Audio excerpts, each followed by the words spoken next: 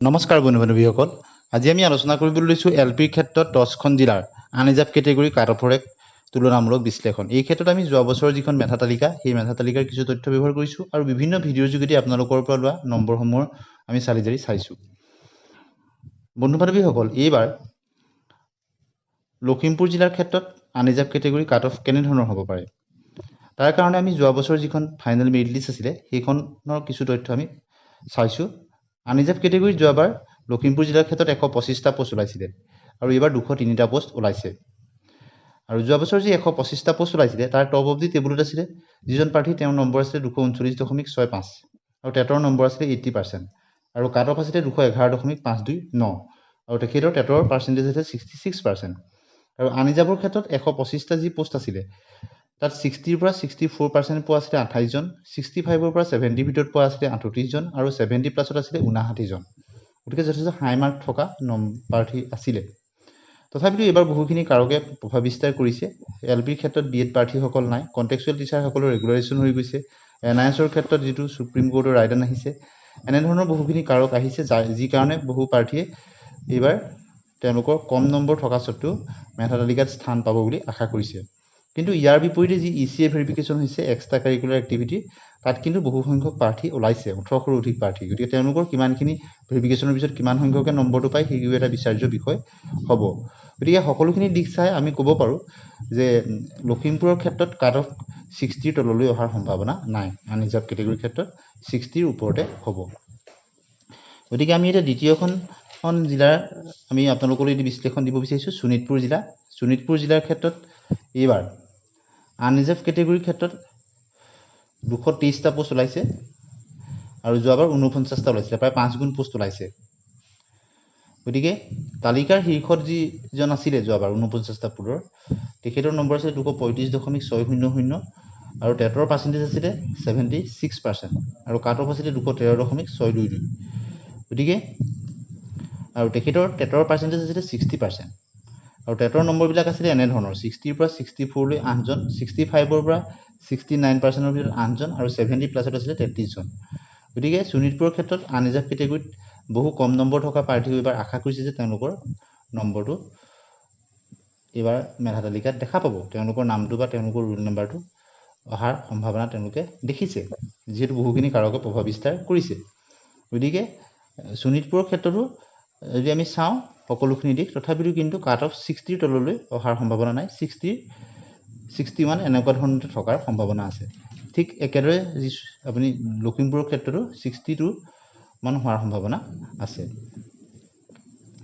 গতিকে এই দুখন জিলাত আমি দেখিলোঁ। এতিয়া আমি চাম নগাঁও জিলা। নগাঁও জিলাৰ ক্ষেত্ৰত আনৰিজাৰ্ভ কেটেগৰীৰ ক্ষেত্ৰত 59 পোষ্ট আছিলে যোৱাবাৰ, এইবাৰ 126টা পোষ্ট আছে আৰু তালিকাৰ শীৰ্ষত যি 59টা পোষ্ট আছিলে সেইজনৰ নম্বৰ আছিলে 234.750 আৰু টেটৰ নম্বৰ আছিলে 60% আৰু কাট অফ আছিলে 214.738 আৰু তেখেতৰ টেটৰ পাৰ্চেণ্টেজ আছিলে 62.667 আৰু টেটৰ নম্বৰবিলাক আছিলে এনেধৰণৰ: 60ৰ পৰা 64%ৰ ভিতৰত 37জন, 65ৰ পৰা 69লৈ 14জন আৰু 70 প্লাছত 8জন প্ৰাৰ্থী আছিলে। গতিকে নগাঁৱৰ ক্ষেত্ৰত আনৰিজাৰ্ভ কেটেগৰী কেনেধৰণৰ হ'ব পাৰে এইবাৰ কাট অফ, গতিকে নগাঁৱৰ ক্ষেত্ৰত 62 প্লাছত থকাৰ সম্ভাৱনা আছে, তাতকৈ তললৈ অহাৰ সম্ভাৱনা ক্ষীণ, যিহেতু পোষ্টৰ সংখ্যা শোণিতপুৰ বা লখিমপুৰতকৈ কিছু সংখ্যক কম আছে। গতিকে এতিয়া আমি চাম ধুবুৰীৰ ক্ষেত্ৰত। ধুবুৰীৰ ক্ষেত্ৰত আনৰিজাৰ্ভ কেটেগৰীত যোৱাবাৰ 64টা পোষ্ট আছিলে, এইবাৰ 76 পোষ্ট আছে আৰু যোৱাবাৰ তালিকাৰ শীৰ্ষত থকাজনৰ নম্বৰ আছে 235.250 আৰু টেটৰ পাৰ্চেণ্টেজ আছিলে 70% আৰু কাট অফ আছিলে 216.857 আৰু টেটৰ পাৰ্চেণ্টেজ আছিলে 66% আৰু নম্বৰবিলাক আছিলে এনেধৰণৰ প্ৰাৰ্থীসকলৰ: 60ৰ পৰা 64লৈ পাৰ্চেণ্টেজৰ ভিতৰত 42জন আছিলে, 65ৰ পৰা 69লৈ 18জন আছিলে আৰু 70 প্লাছত 4জন আছিলে। যিহেতু ধুবুৰী নিচিনা জিলাত ফিমেল কেণ্ডিডেটসকল বহুত যাবলৈ ইচ্ছা নকৰে, গতিকে জেনেৰেল কেটেগৰী বহু প্ৰাৰ্থীয়ে ধুবুৰী বুলি হয়তো আবেদন নকৰিব বুলি বহুতে ভাবিছিলে, কিন্তু আজিকালি তেনেধৰণৰ ধাৰণা নাই, সকলোৱেই আবেদন কৰিব বিচাৰে। তথাপিতো ধুবুৰী দূৰণিবতীয়া ডিষ্ট্ৰিক্টসমূহৰ বহু প্ৰাৰ্থীয়ে ফাৰ্ষ্ট প্ৰিফাৰেঞ্চত হয়তো নিদিবও পাৰে। তাৰ বিপৰীতে কম নম্বৰ থকা বহুতেই ধুবুৰীলৈ বহু প্ৰাৰ্থী নাযায় বুলি তেওঁলোকে ফাৰ্ষ্ট প্ৰিফাৰেঞ্চত বা ছেকেণ্ড প্ৰিফাৰেঞ্চত ধুবুৰীটো ৰাখিছে। গতিকে সকলোখিনি দিশ চাই আমি ধুবুৰীৰ ক্ষেত্ৰত কাট অফ কেনেধৰণৰ হ'ব পাৰে। ধুবুৰীৰ ক্ষেত্ৰত কাট অফ 61ৰ ওচৰে পাজৰে থকাৰ সম্ভাৱনা আছে। গতিকে আপোনালোকে নিশ্চয় দেখিলে এই 4খন জিলাৰ ক্ষেত্ৰত কাট অফ কিন্তু কোনোখনতে আমি 60ৰ তললৈ অহাৰ সম্ভাৱনা দেখা নাই আনৰিজাৰ্ভ কেটেগৰীৰ ক্ষেত্ৰত। বহুতেই ক'ব বিচাৰে যে এইবাৰ কাট অফ 65ৰ ওপৰত যাব বুলি। হয়তো 2এখন জিলাত 65ৰ ওচৰে পাজৰে বা তাতকৈ ওপৰো যাব পাৰে, কিন্তু যিবিলাক জিলাত পোষ্টৰ সংখ্যা বেছি আছে তাত কিন্তু কাট অফ 60ৰ পৰা 62-3 ভিতৰতে থকাৰ সম্ভাৱনা আছে। যিবিলাকত পোষ্টৰ সংখ্যা যথেষ্ট কম সেইবিলাকত হয়তো 65 বা তাতকৈ ওপৰতো যাব পাৰে। এতিয়া আমি চাম তিনিচুকীয়া জিলাৰ ক্ষেত্ৰত। তিনিচুকীয়া জিলাৰ ক্ষেত্ৰত যদি আমি চাওঁ, তিনিচুকীয়া জিলাৰ ক্ষেত্ৰত আনৰিজাৰ্ভ কেটেগৰীত যোৱাবাৰ 48টা পোষ্ট আছিলে, এইবাৰ 107টা পোষ্ট আছে। গতিকে যোৱাবাৰ তালিকাৰ শীৰ্ষত থকাজনৰ নম্বৰ আছিলে 238.833 আৰু টেটৰ পাৰ্চেণ্টেজ আছিলে 69.333%, আৰু কাট অফ আছিলে 208.738 আৰু টেটৰ পাৰ্চেণ্টেজ আছিলে 72.667 আৰু টেটৰ নম্বৰবিলাক আছিলে এনেধৰণৰ 60ৰ পৰা 64লৈ 16জন, 65ৰ পৰা 69লৈ 24জন আৰু 70+ আছিলে 8জন। গতিকে সকলোখিনি দিশ চাই আনৰিজাৰ্ভৰ ক্ষেত্ৰত যি 107টা পোষ্ট আছে তাত কেনেধৰণৰ হ'ব পাৰে। তিনিচুকীয়াৰ ক্ষেত্ৰত যোৱাবাৰ কিন্তু কাট অফ যথেষ্ট বেছি হৈছিলে, গতিকে 62 পৰা 63ৰ ভিতৰত থকাৰ সম্ভাৱনা আছে তিনিচুকীয়া জিলাৰ ক্ষেত্ৰত। তাতকৈ তললৈ অহা আশা কিছু ক্ষীণ আছে।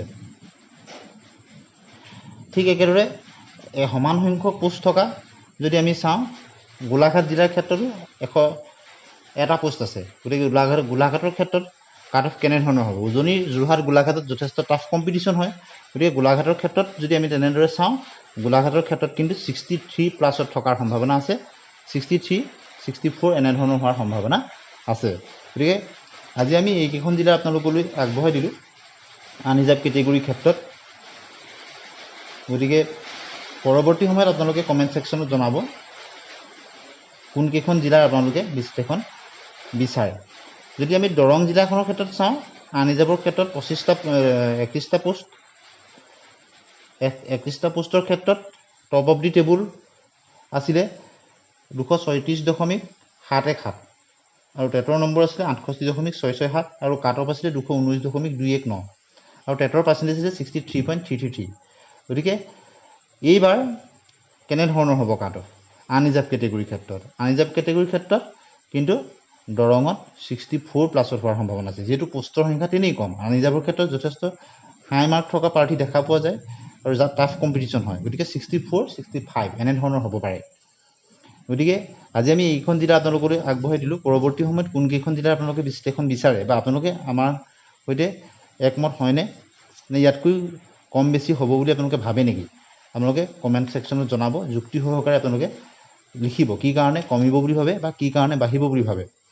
বহুতে এতিয়া ক'ব বিচাৰে যে ECAৰ ক্ষেত্ৰত NCCৰ যিসকল প্ৰাৰ্থী 350+ আছে তেওঁলোকৰতো কেঞ্চেল হোৱাৰ প্ৰাৰ্থীৰ সংখ্যা যথেষ্ট কম হ'ব, যিহেতু NCCৰ ক্ষেত্ৰত B চাৰ্টিফিকেট থকাসকলে 3 নম্বৰ পাব, C চাৰ্টিফিকেট থকাসকলে 5 নম্বৰ পাব, A চাৰ্টিফিকেট থকাসকলে তেওঁলোকে নম্বৰ লাভ নকৰে। যদি আমি চাওঁ কালচাৰেল আৰু স্পৰ্টছৰ ক্ষেত্ৰতো যথেষ্টখিনি প্ৰাৰ্থী আছে, তথাপিতো এডভাৰটাইজমেণ্টত উল্লেখ থকা অনুসৰি নেশ্যনেল লেভেলত কম্পিটিশ্যন কৰা প্ৰাৰ্থীসকলেহে নম্বৰটো লাভ কৰিব। গতিকে তেনেধৰণৰ কিমান প্ৰাৰ্থী ওলাব। এতিয়া মুঠ এক্সট্ৰা কাৰিকুলাৰ এক্টিভিটিৰ ক্ষেত্ৰত 1800ৰো অধিক প্ৰাৰ্থী। গতিকে তাৰ ভিতৰত ভেৰিফিকেশ্যন হৈ যোৱাৰ পিছত কিমান প্ৰাৰ্থীয়ে নম্বৰটো লাভ কৰিব, সিও কিন্তু যথেষ্ট কাট অফত এক গুৰুত্বপূৰ্ণ ভূমিকা গ্ৰহণ কৰিব। যোৱাবাৰ আপোনালোকে যদি চাই নিচেই কম সংখ্যক প্ৰাৰ্থীয়ে নম্বৰটো লাভ কৰিছিলে, কিন্তু এইবাৰ যোৱাবাৰতকৈ বহুত বেছি প্ৰাৰ্থীয়ে নম্বৰটো লাভ কৰিব নেকি, সিও এটা বিচাৰ্যৰ বিষয়। আৰু বহুতেই জানিব বিচাৰে যে ECA নথকা প্ৰাৰ্থীসকল, নন ECA যিসকল কেণ্ডিডেট আছে তেওঁলোকৰ কাৰণে কেতিয়াকৈ ফিজিকেল ভেৰিফিকেশ্যন হ'ব। গতিকে 25 তাৰিখে ECA ভেৰিফিকেশ্যন শেষ হ'ব। যদি লগালগেই আৰম্ভ হয়, গতিকে আগন্তুক 2টা দিন অৰ্থাৎ অহা কালিলৈ 24 তাৰিখ আৰু 25 তাৰিখৰ ভিতৰতে নটিফিকেশ্যন প্ৰকাশ পোৱাৰ পূৰ্ণ সম্ভাৱনা আছে। আপোনালোকে DW অফিচিয়েল ৱেবছাইটত ভিজিট কৰি থাকিব আৰু আমিও খবৰ পোৱাৰ লগে লগে জনাবলৈ চেষ্টা কৰিম। যদি লগালগ ভেৰিফিকেশ্যন হয় এই 2 এদিনতে নিশ্চয় নটিফিকেশ্যন ওলাব। এই সম্পৰ্কত DW অফিচিয়েল ৱেবছাইট আপোনালোকে ভিজিট কৰি থাকিব আৰু আমিও এই ইনফৰ্মেশ্যন পোৱাৰ লগে লগে আপোনালোকক জনাবলৈ চেষ্টা কৰিম। আমাৰ চেনেলৰ লগত আপোনালোক সংযুক্ত হৈ থাকিব। আপোনালোকৰ কমেণ্টসমূহ ভদ্ৰ ভাষাৰে লিখিবলৈ নাপাহৰিব। আজিলৈ আহোঁ, ধন্যবাদ।